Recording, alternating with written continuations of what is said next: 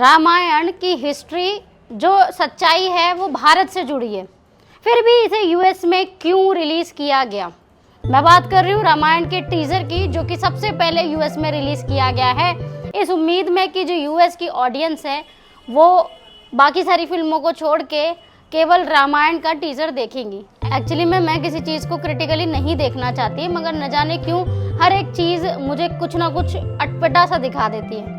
आप खुद देखिए ना, पूरी मूवी मैं मानती हूँ बहुत बड़ा प्रोजेक्ट है और काफ़ी पैसा भी लग रहा है। और वाराणसी जो एस राजामौली की मूवी है, उन्होंने भी इतना बड़ा एक टीज़र लॉन्च इवेंट रखा था इंडिया में, और जिसमें प्रियंका चोपड़ा भी आई थी, जिनके ग्लिम्सेस आप देख सकते हो ऑन द वीडियो। अब इन्होंने भी इतना बड़ा प्रोजेक्ट है जो आईमैक्स पे शूट किया है, इतने बड़े स्केल पर मूवी बन रही है, तो उसका भी स्क्रीनिंग जो है वो बाहर रख सकते थे। ऑब्वियसली प्रियंका चोपड़ा के काफ़ी अच्छे नेटवर्क्स हैं इंटरनेशनली, तो बाहर भी रखा जा सकता था यूएस में, यूएस की मार्केट गैदर करने के लिए, लेकिन नहीं, इंडिया में रखा क्योंकि इंडिया का जो एक सोल है, एक त्रेता युग, द्वापर युग, ये सब चीज़ें जुड़ी हुई हैं। ऑब्वियसली हमारी हिस्ट्री को दिखा रहे हैं, तो ये चीज़ इंडिया में पहले दिखनी चाहिए।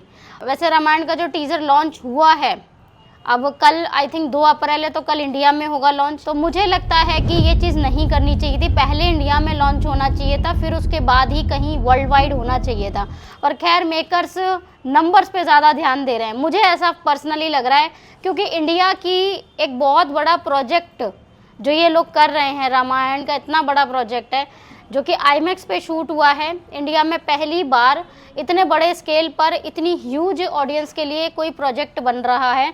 मैं चाहती हूँ दिल से कि बहुत अच्छा बने, विजुअल के साथ साथ राइटिंग भी उस लेवल की हो जो कि हिस्ट्री को उसी तरह से रिप्रेजेंट करे जैसी वो है, ना कि आदि पुरुष जैसी मूवी जो कि बिल्कुल ही अलग रिप्रेजेंटेशन दिखा देती है किसी भी चीज़ को। बट ठीक है, मुझे लगता है पर्सनली शायद इस वाली मूवी में जो ये बहुत बड़े स्केल पे बन रही है, मूवी के मेकर्स ने इतनी बड़ी गलती तो नहीं की होगी।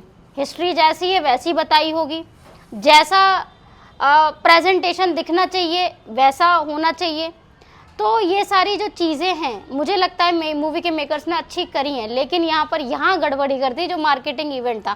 खैर ठीक है, अब कल जो ये टीज़र पूरे भारत में लॉन्च होगा तो हम देख पाएंगे। फिलहाल के लिए थोड़ी सी बात कर लेते हैं क्यों उन्होंने ये डिसीज़न लिया, क्यों ऐसा डिसाइड किया। तो यहाँ पे बात होती है नंबर्स की, बिजनेस की बात होती है।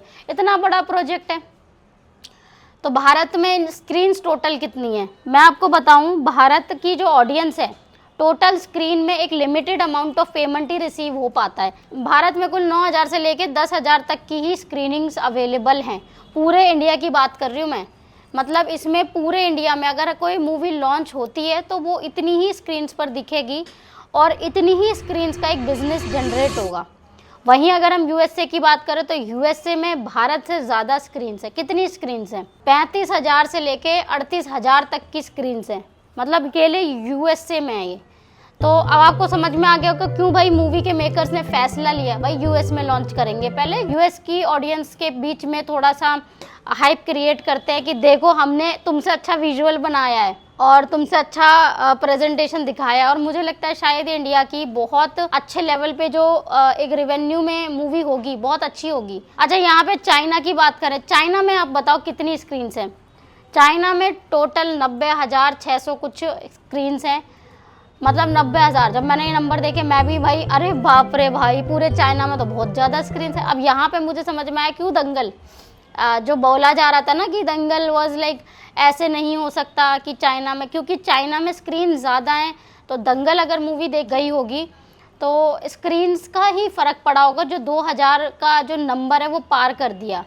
और इस बार जो मूवी के मेकर्स हैं वर्ल्ड वाइड पूरे ये रामायण को इस साल की सबसे बड़ी ब्लॉकबस्टर साबित करने वाले हैं, और होना भी चाहिए। इतने तगड़े लेवल के विजुअल, अभी तक जब हमने इंट्रोडक्शन वीडियो देखा था तो भाई बहुत छोटे छोटे ग्लिम्सेस बहुत अच्छे लगे। खैर मुझे ऐसा लगता है टीजर में थोड़ा सा जो ये शॉट है, जो ये रणबीर कपूर का और साई पल्लवी का ही दिखाया जाएगा, ज्यादातर जो है श्री राम के कैरेक्टर को दिखाया जाएगा रेदर देन रावण, जो कि हमारे रॉकी भैया बने यश के कैरेक्टर को ज़्यादा नहीं दिखा, ऐसा सुनने में आ रहा है कि यश का जो कैरेक्टर है बहुत कम रखा है इसमें, जो इस वाले टीजर लॉन्च है। और मुझे ऐसा लगता है इसलिए कम रखा है कि अभी उनकी टॉक्सिक भी आ रही है, तो भाई वो जो थोड़ा सा पर्सनालिटी कॉन्फ्लिक्ट है।